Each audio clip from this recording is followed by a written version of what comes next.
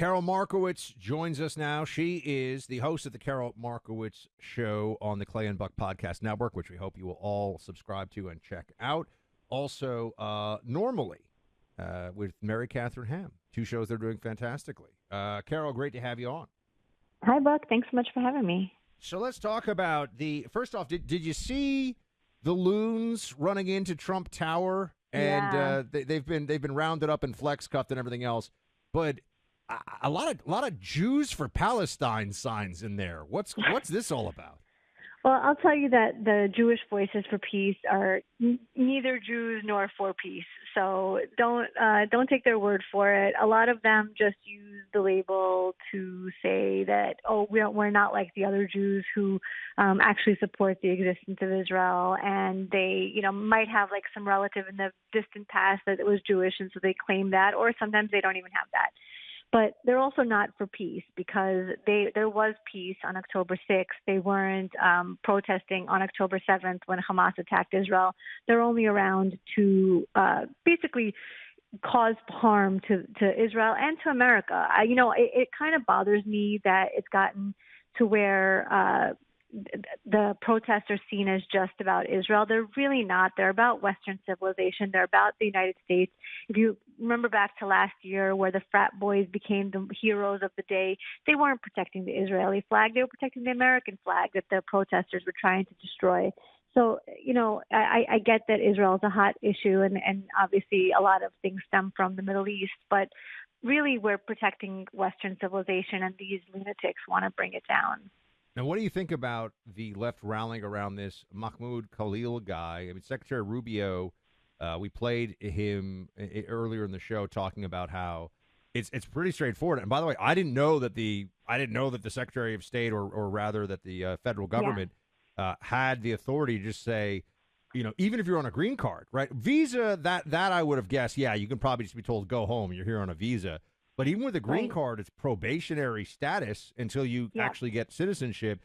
So you can still be told, like, adios.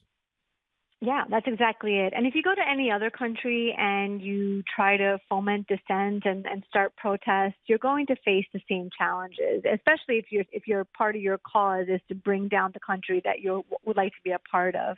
A lot of it is when you come to the U.S., you get permission by the U.S. government.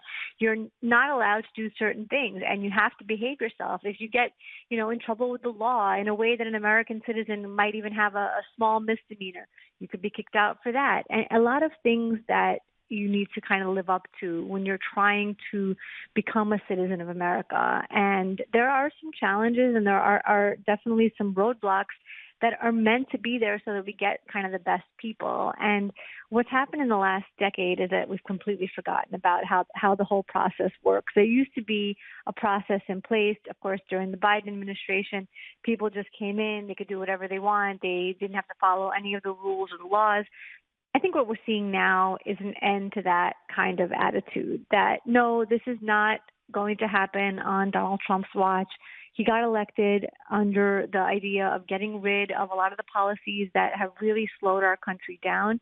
And this is one of those, that we can't have people coming from around the world to tell us that they don't want us to exist, that they want to bring down our country, and us to smile and accept it. That's just not the way it's supposed to go. And I'm glad that the Donald Trump administration is standing up for that, concept. Why are they rallying? I mean, obviously, I know Mahmoud Khalil's the guy that they've chosen to make an example of, I think. So, but for the Democrats right now, given their party's fortunes, to go to the mat over a guy who has openly said that he wants to bring about the end of Western civilization, who has been a part of. I always feel that it's frustrating to call them protests because they were really kind of intimidation gatherings at Columbia University, right? I mean, it goes when you're breaking laws as part of the movement. It's just like what BLM did, right? There were some protests, but there were people being punched in the face and buildings being burned down too. He was a part of that. Don't Democrats realize, like, the center of the country that they need to try to win back or fool into voting for them isn't going to look favorably on this? Why Mahmoud Khalil? Why now? Right. It's so odd because they seem so out of touch with the country. They're just kind of grappling around for anything to oppose the Trump administration. I actually see it really similarly, like what happened today at Trump Tower, very similar to what's going on around the country with the Tesla dealerships. These people are graffitiing Tesla dealerships. You know, one was firebombed. These violent attacks on Tesla dealerships because Elon Musk dares work in the Trump administration, he dares have a different opinion than they do, and it's considered sort of acceptable. I think again we've gotten to a place where these kinds of riotous behavior is allowed or at least not prosecuted to the fullest extent of the law. And I think the change is here, and I hope that they do punish these people. I hope that they I do arrest them, and anybody who caused any problems in Tesla dealerships or at the Trump Tower is actually held accountable. What do Democrats want? I think that they want to continue the system that we've had for the last few years. I think they want their friends to not be held accountable. I want that they want their friends to be able to do whatever they want, and for us all to say, well, we can't do anything about it. I think that they're going to run into the wall of the Trump administration with that. We're speaking to Karol Markowicz. Karol Markowicz podcast and the Normally podcast with Karol and Mary Catherine Ham are part of the Clan Buck Network. They're growing numbers every month. They're doing great. You should check them out, especially we have a lot of moms in this audience. We want everyone to listen, but a lot of moms in this audience. You will love both Karol's show and the show she does with Mary Catherine Ham, so go subscribe to that today. And, Karol, you mentioned the Elon thing. I know. I think it's hard for us to get in the mindset of the other side sometimes because I truly believe that some of the activist left are like there's a part of them or a lot of them are deranged. I mean, they're separate from reality. Mm-hmm. And the ones who truly believe that climate change is an existential threat, on the one hand, they say this all the time, and Barack Obama said that when he was president. Like, this is the term, right. Existential threats, what they're supposed to say, and yet they hate Elon. And they don't see the problem with that. And I just think it's interesting. Either they don't believe it's an existential threat and that's just all hot air, or they just care more about hating Trump and his people than saving the planet by their own logic. Right. Well, I always said that about them, which is, when you have Leonardo DiCaprio alone on a yacht, does he really care about climate change? When you have Bill Clinton and Barack Obama and all these people who say that they care about climate change flying around in their private planes, do they really care about climate change? If I was concerned about climate change, I'd be living very differently than they're living. I wouldn't be buying, like Barack Obama did, a house right on the ocean. I think I would have some concerns about that. So I don't think that they believe any of that. I think that they want to reorientate our economy so that, and they're using climate change as the excuse to do that. But I don't believe that they really think that climate is going to cause the kinds of problems that they predict for the rest of us. Obviously, Al Gore had some predictions, back in the early 2000s. None of them came true. And so, no, they use climate change as the hammer to beat the rest of us with.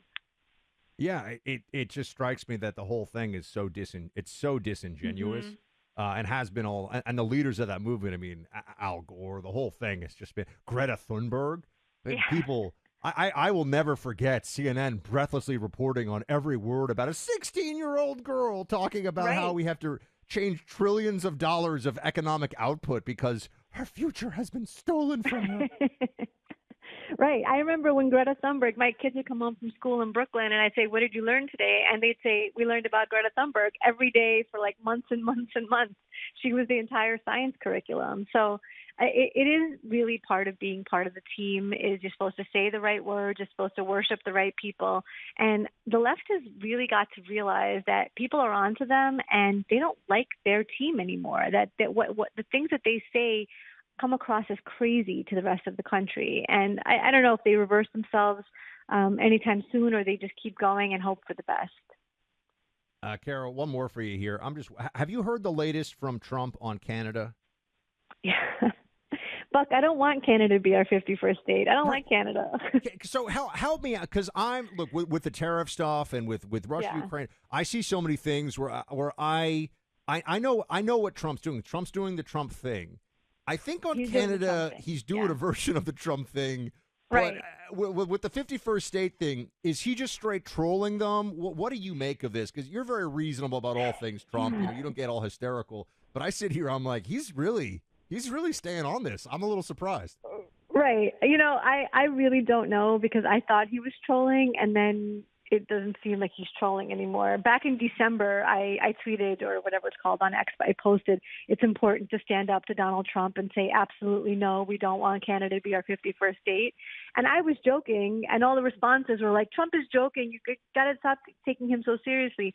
But, now we're in March, and he's still saying it. So I don't know. I mean, I know they have good maple syrup, but I don't want to end sentences with A, and I don't want to apologize for everything. And I don't want Canadians to be American. That's it. Leave Canadians as they are. Yeah, I feel the same way about it. Greenland, I'm a little greedier about because maybe not Greenland, a lot of people, right. not enough votes to mess with us. There's like 50,000 people there, and a lot of land and a lot of resources and strategic value. I think shoving Greenland around a little bit to get them to see reality, that one I'm cool with. But Canada, this place just elected Justin Trudeau. I mean, I think Justin Trudeau is arguably the worst leader of any democratic country in the entire, maybe the world. I don't know. Horrible. Certainly the entire Western world. Yeah, I'm very much not a fan, and it definitely concerns me that this joke has gone on a little too long.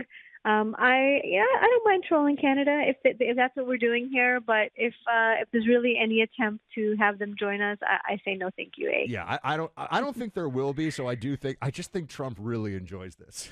He does. He's just like having a great time, just poking at them with this. Karol Markowicz, everybody, check out the Karol Markowicz Show and Normally. And Karol, great talk to you as always. Thanks for being here. Thanks so much. Since 9/11, the Tunnel to Towers Foundation has been supporting America's greatest heroes and their families. Heroes like Mark Holbert. He was born into a military family. Mark's father served for 25 years, and his grandfather fought in World War II. Mark turned his childhood dream of serving into a reality when he enlisted in the United States Army. He served multiple tours, including 3 in Afghanistan. On his 4th tour, he stepped on an IED, lost 2 of his fingers and both of his legs.